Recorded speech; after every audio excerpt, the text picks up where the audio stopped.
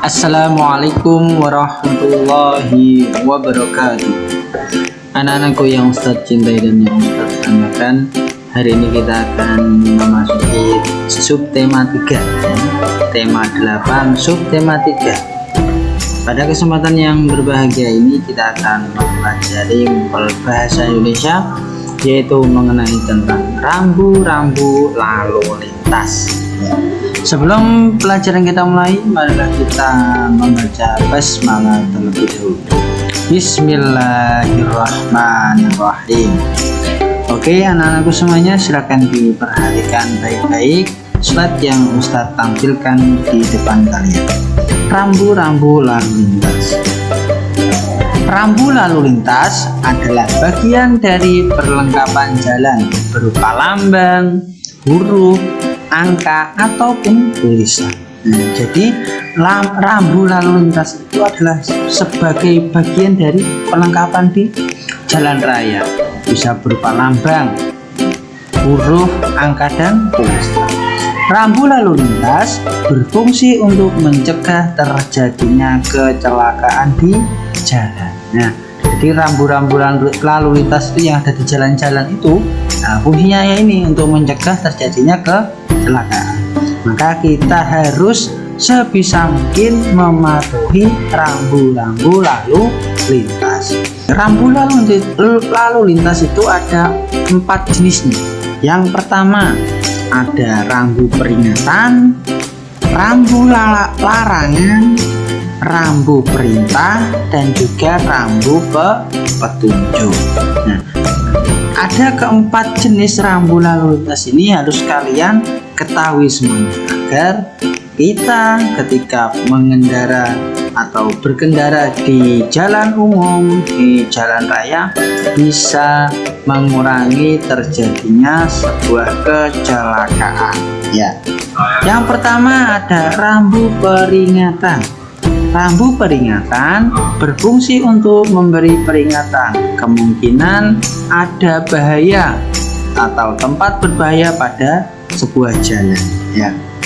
Rambu peringatan memiliki latar belakang warna kuning. Ya, peringatan itu biasanya latar belakangnya warna kuning.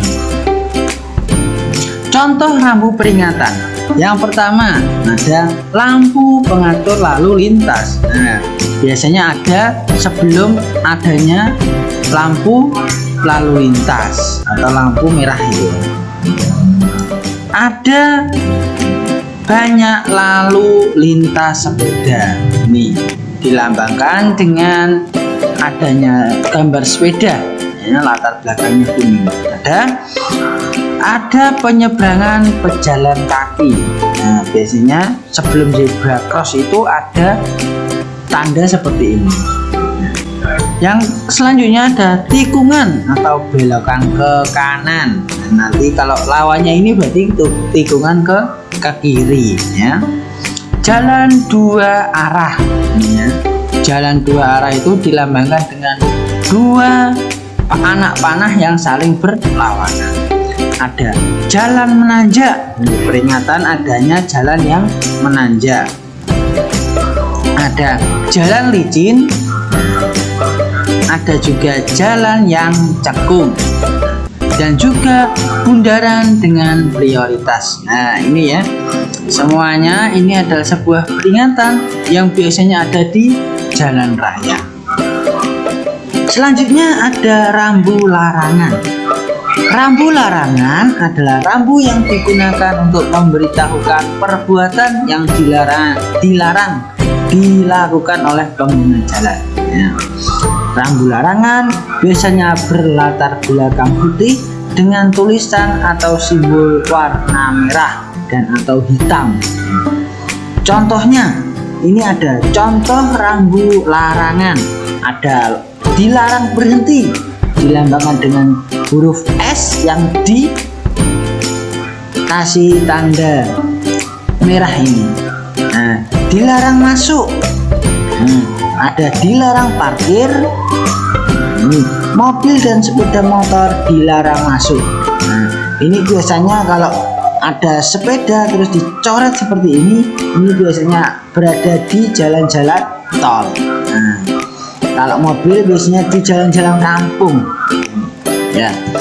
Ada dilarang membunyikan isyarat suara atau klakson. Ini biasanya dilarang klakson.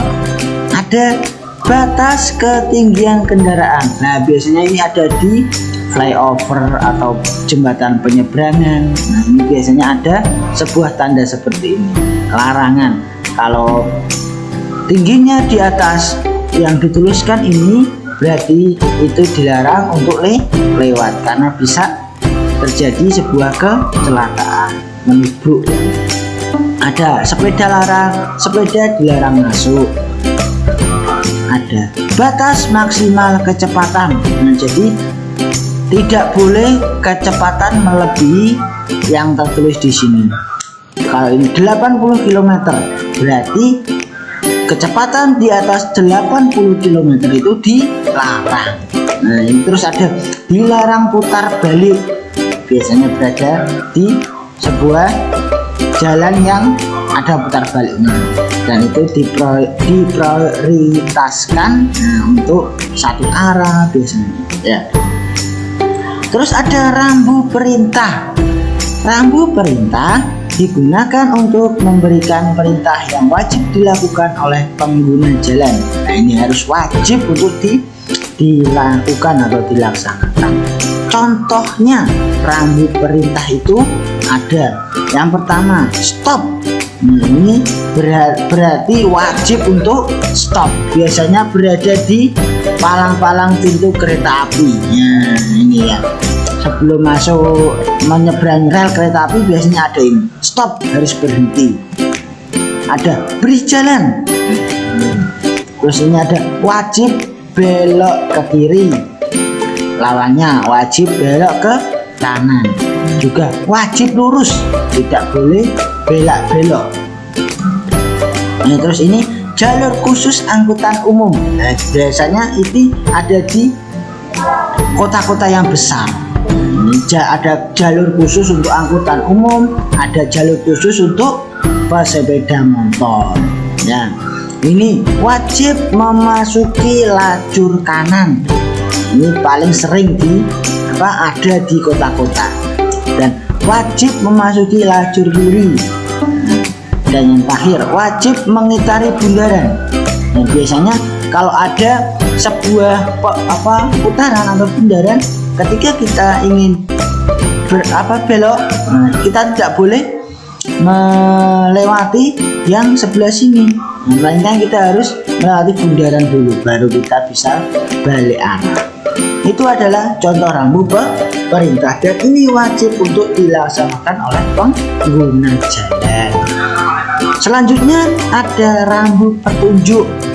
Rambu petunjuk digunakan untuk memandu pengguna jalan saat melakukan perjalanan atau memberi informasi lain kepada pengguna jalan. Jadi fungsi dari rambu petunjuk ini adalah sebagai informasi dari atau untuk pengguna jalan. Sebagai contoh rambu petunjuk, yang pertama, lokasi pelayanan kesehatan atau rumah sakit. Biasanya ketika kita sedang mendekati rumah sakit atau puskesmas, ada tanda seperti ini.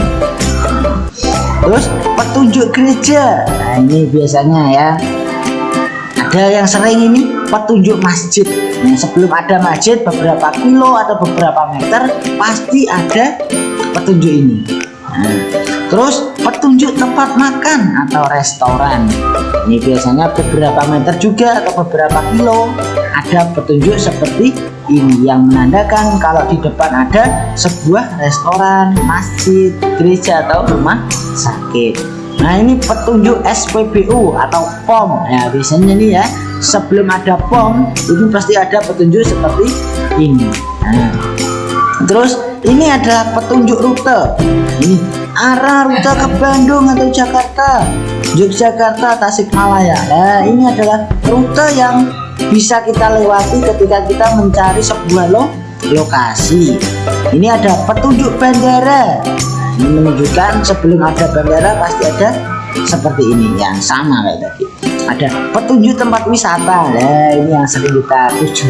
Ada ini kawasan Kota Tua, Cité Roxy. Nah, ini adalah salah satu contoh dari petunjuk tempat wisata. Dan yang terakhir ada petunjuk masuk tol. Nah, ini biasanya sebelum masuk tol itu ada jalur yang khusus untuk mobil yang dimana itu fungsinya menunjukkan bahwa di depan ada jalan tol dan bisa untuk melewati sebuah tujuan itu. Nah, itu ada beberapa rambu ya, bisa kalian pelajari. Kalau masih kurang paham silahkan ditanyakan ke Ustadz Mawi Jafri.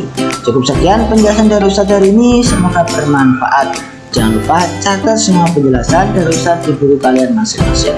Oke, tetap semangat. Wassalamualaikum warahmatullahi wabarakatuh.